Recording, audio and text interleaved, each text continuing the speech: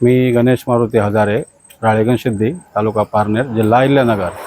राळेगण सिद्धी ह्या गावामध्ये अण्णांच्या मार्गदर्शनाखाली आणि त्याच्या आधीपासून आमचं श्री संत यादवबाबा हे एक समाधी मंदिर आहे. यादवबाबांनी इथं समाधी घेतलेली आणि त्या समाधी त्या ठिकाणी मंदिरामध्ये गावामध्ये भरपूर कार्यक्रम चालू असतात. यादवबाबांचा सप्ताह असतो. त्यानंतर देवी पद्मावती आहे ग्रामदैवत, त्यांचा नवरात्रामध्ये नवरात्र उत्सव असतो. तसेच यादव मंदिरामध्ये हे या सप्ताह काळानंतर या महिन्यामध्ये दिवाळीच्या टायमाला काकड आरती चालू असते. पूर्ण महिना काकड्याचा महिना पूर्ण चालू असतो. आणि पहिली दिंडी निघत होती गावामधून दिंडी जायची. त्या टायमाला पायमुडे महाराज वगैरे ह्या त्यांच्याबरोबर गावातनं लोक जायचे. त्यावेळेस अण्णासुद्धा दिंडी करायचे आणि गावातनं लोक जात होते, परंतु ती संख्या कमी होती.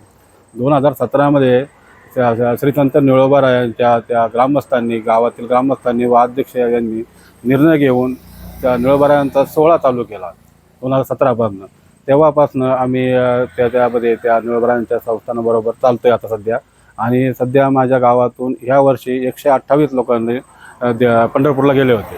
ते 128 लोक पंढरपूरला गेले होते. आणि निळोबाराय संस्थानला मानाचा 9वा नंबर मिळाल्यापासून तर त्या संस्थांपासून म्हणजे भरपूर आम्हाला शासनाकडून पण त्यामध्ये दिंडीमध्ये सुविधा मिळतात आणि सेवाही भरपूर मिळतात. त्याप्रमाणे आता त्याच्यामध्ये जवळजवळ 68 दिंड्यांनी रजिस्ट्रेशन केलेलं आहे निळोबाराय संस्थांबरोबर.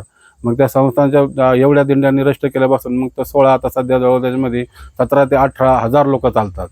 आणि अशा सोहळ्यामध्ये चालायला आम्हाला पण आनंद येतो आहे. आणि आम्ही त्याप्रमाणे मग वेगळी दिंडी न काढता किंवा सेपरेट गावची दिंडी न काढता आम्ही त्या सोहळ्यामध्येच चालतो.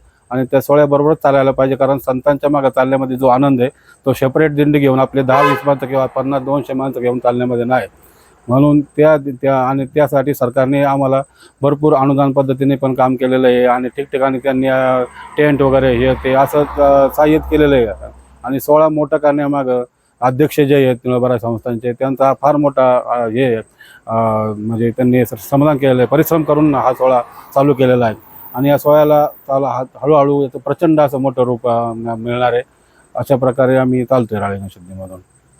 इथं कार्यक्रम काय काय होतात राळेगण सिद्धीमध्ये एक नवरात्र असतं. त्या नवरात्रामध्ये पद्मावती देवीचं नवरात्र असतं. तिथं आम्ही कीर्तन महोत्सव चालू केलेला आहे. आणि कीर्तन महोत्सवाचं ह्या वर्षी 26वा वर्ष होतं. 26 वर्षापासून ते कार्यक्रम चालू केलेला आहे. त्यामध्ये 11 दिवस किंवा 10 दिवस जे असतो पूर्ण महाराज लोकांचं 7 ते 9 कीर्तन सोहळा असतो. त्यानंतर मग फराळाचं असतं त्यामध्ये. आणि महाप्रसादाचा कार्यक्रम असतो. दररोज महाप्रसादाचा कार्यक्रम असतो. मग फराळावाल्यांना फराळ आणि बाकीच्यांना जेवण. आणि दिवसभर त्यामध्ये सकाळपासून सकाळी 6:30 वाजता आरती सुरू होते. 6:30 वाजता आरती. त्यानंतर परत मग तो स्वामी समर्थांचा पाठ होतो. त्यानंतर संध्याकाळी हरिपाठ होतो. हरिपाठानंतर आरती होती. आणि असे मग त्यामध्ये पूर्णपणे नवरात्र 10 ते 11 दिवस जे असतात ते पूर्णपणे व्यस्त असतं. आणि माघ महिन्यामध्ये तर आमचा सप्ताह असतो यादवबाबांचा. तो सप्ताह 7 दिवसांचा असतो. सप्ताह पण फार मोठा असतो. आणि या प्रत्येक कार्यक्रमामध्ये अण्णा स्वतः उपस्थित असतात त्या कार्यक्रमाला.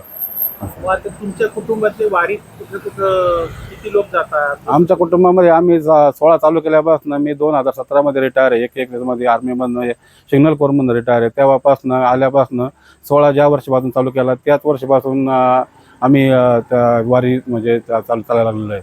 आणि दोघंही असतो आम्ही परिवार. आणि राळेगण सिद्धीचा पूर्णपणे म्हणजे त्याचं आहे ते आम्ही नेतृत्व म्हणजे दिंडी चालक असं म्हणतात ते स्वतः मीच असतो त्यामध्ये. आणि आता सध्या माझ्याबरोबर ती गावातील लोकांचा चांगला प्रकारे विश्वास बसलेला आहे का हा माणूस आपल्याला व्यवस्थित घेऊन जाईल आणि व्यवस्थित घराकडे आणेल. त्यामुळे लोक यायला भरपूर तयार असतात. धन्यवाद.